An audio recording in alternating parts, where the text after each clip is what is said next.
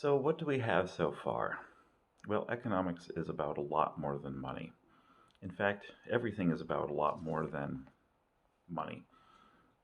In fact, the major problem with all of this is that while economics might be a way of keeping score of the sociology and managing shortages of things, it's important to remember that money is not wealth. They are two very separate things. Now, to Germans in 1970 who had this 10 Deutschmark note in their hands, oh, they probably thought of this as a very good indicator of wealth. It's because Germany was doing a very good job at that point. Keeping those two aligned very nicely is kind of the big secret of everything. But what really is wealth? I'm going to propose that wealth is ultimately technology, if you define it broadly. And that's why it's good to have a German example, right? See, technology, the root word of it, techne, the Greek word means skill. Technology is the study of skill. All wealth comes from, well, labor, as it were, but skill, the ability to do things, to make things happen. And it gets a little assist from robotic devices, machines, things like that. But those are also, well, that's the more conventional definition of technology, isn't it? So, what do we have in a world that's defined by technology more and more? We saw this during the beginnings of the Industrial Revolution, and something that started in Germany itself to a large extent, Germany and Britain. See, that was the time when the rate of wealth expansion reached a point where money, as they knew it then, gold and silver, simply couldn't keep up.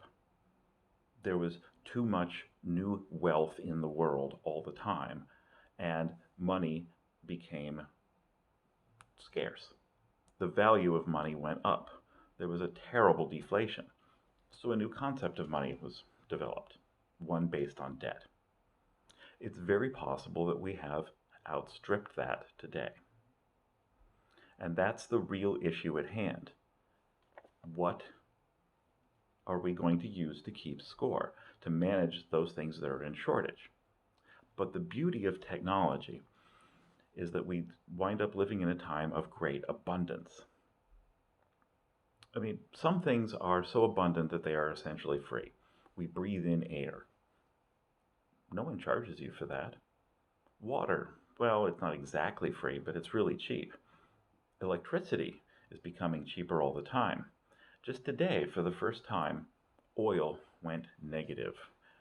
There's so much oil in the world, so little demand, that the storage facilities simply didn't have enough room. A time of great abundance. Now, it used to take one person to grow enough food for their immediate family, and that was it. And now one person can grow enough food for millions. But there's still one person that's necessary. There is still work to be done. So it's not as though everything is being done by robots, everything is being done by machines, but they are certainly helping. And it's getting more and more so all the time. For example, in the United States, it's well known that a lot of manufacturing just doesn't exist in this country anymore. Well, that's true. I mean, between the year 2000 and the year 2010, about a third of all manufacturing jobs were lost, and we're regaining some of those. But what's interesting is that the manufacturing output, the value of manufactured goods in the United States, went up 20% during the same period. Who took all the jobs? I mean, it wasn't foreigners, it was technology, gains in productivity. And that is what is highly deflationary. There is more stuff all the time. And so each bit of money can buy more all the time. If you look at the velocity of the dollar, and there are many ways of defining it, but I like to look at MZM, money at zero maturity, the cash money in the world. And you look at the velocity of it, which is basically how often it turns over in the economy. In the year 2000, all of the money in the United States turned over about 2.2 times during the year. Today, it is crashing down towards 1. All right? There is 2.2 times as much money for the size of the economy. And yet there is hardly any inflation. I mean, during that time, yeah, there was a 50% total inflation, but there's so it's 1.5, but there's 2.2 times as much money. Now, yes, the debt cycles have a lot to do with it. Money creates debt, but technology is a major driver of it. And as we move towards a time of great abundance, everything is going to change. The world is coming together. That's part of what created this virus. And this is kind of the lesson of the whole thing. The world coming together does have its problems, and it does have things we need to sort out. But during this time of crisis, we have learned a few other things. For example, many people are working remotely. Businesses that were very shy about having remote workers working from home or whatever are experiencing it for the first time. They're almost certainly not doing it correctly, and we can talk about what it takes to set up a proper remote workforce. But just imagine people all around the world, not just in Germany working for German companies, but people all around the world working for a company somewhere, working from home. What kind of laws do we need? What kind of relationship do we need? How do things come together? We are proving that this is very, very possible for a large pool of workers, but we have to learn how to do it right. That's the skill, the technology. Now, there are other things in wealth that are important. Okay? There is an attitude, there is a mindset, there is happiness. But ultimately, it kind of comes down to skill, the ability to get things done, the technology. And as the world comes together, well, the ultimate value of this or any other nation is going to be the skill of its workers. And then how they all fit together in one big system. Wait a minute, this isn't 10 Deutschmarks, it's 10 euros. Well, Freude schöne Goethefunke. The world is coming together, isn't it? And we're going to be seeing more of this. That's the point. How do we manage this great coming together so that we can make use of our technology? Money, this thing, 10 euros, doesn't have as many nice pictures on it. It's kind of bland, but it has some kind of value, doesn't it? What does this mean? Well, if it's all about managing shortages, things are more abundant than ever before, and they will continue to become more abundant. In 1978, James Burke laid out in the BBC series Connections his basic theory. He called it the trigger effect, but let's take it more broadly, the connections theory. It's basically that the presence of several technologies creates new technologies. That somebody is going to put all of those together and create something new just by having these things lying around. And it's some random person, somebody that you can't really necessarily expect, because these technologies are simply waiting to be combined and put to a different use, a new use in one way or the other. The more technologies we have, the more technologies we will develop. Everything is defined dynamically. And when you get back to what is money, why everything becomes defined dynamically. The concept of a store of value, your basic gold and silver, or your basic debt, or things like that, become far less important than the dynamic flow of it.